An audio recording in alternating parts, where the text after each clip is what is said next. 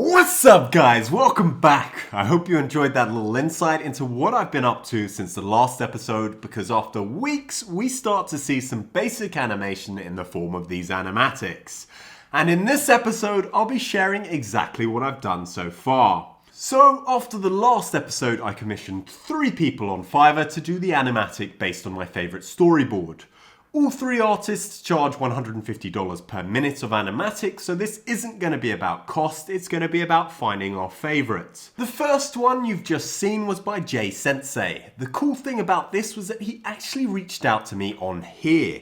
He saw the video on Fiverr's YouTube channel and came and asked me if I would check out his profile on Fiverr. Considering there are over 8,000 services available for 2D animation alone on their platform, it's unlikely that I'd have come across his profile otherwise. And I love the hustle, so I went and checked out his profile and then put in an order for the first minute of animatic. Now he didn't actually give me 1 minute, he only gave me what you've seen so far, so he loses points for not following the brief, but I'll put that down to his enthusiasm for making it the best he could.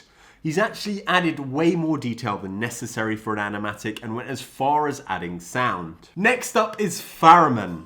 You might remember this name because he was one of our storyboard artists, and whilst his work was good, I ended up using another storyboard artist but decided to give him a go at the animatic. What you're seeing is what an animatic should actually look like. It's a rough version of the animation. The artist takes the existing storyboard and either sketches over the characters or uses it for reference to sketch their own.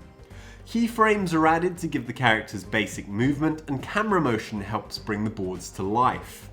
The point of doing these first is that they help us to visualize the entire sequence so we can make improvements before investing a lot more time and money to fully animate it. Once I have an animatic that I like, my next job will be to add voiceover and background design. And when I have all of this, I can hire an animator. Their job will be to complete the final animation based on what they have, and that's when they add more frames, etc. to make a much smoother final animation. This would be a good time to say that this video is sponsored by Fiverr. Yes, that's right, I love their platform so much that I begged them to sponsor this series. Fiverr is awesome because they have over 500 services available on their platform and the pricing is clear cut. I love the fact that I can quickly and easily hire freelancers in a few clicks. As an entrepreneur, I've used a ton of different services on their platform, from graphic design and illustrations to virtual assistants and software developers. If you need to hire a freelancer, check out Fiverr.com and use my link in the description below to get up to $100 off your first order. Back to this video. Last up we have my favourite storyboard artist, Natmax.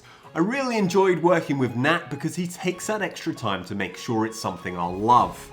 He offered to do a rough pass to begin with, so before we even get to the final animatic, I can review a rough version and make amendments. And that's exactly what happened. We went through 2 rough animatics before moving on to the final.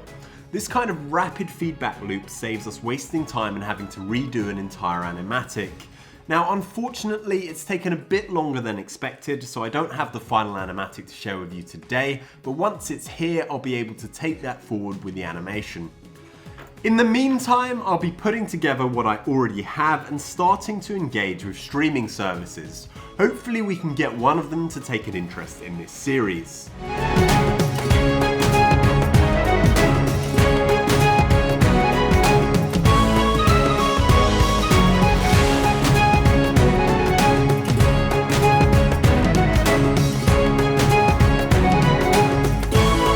That's all from me today. Make sure to smash that like button and comment below to let me know which animatic was your favourite. That's a wrap.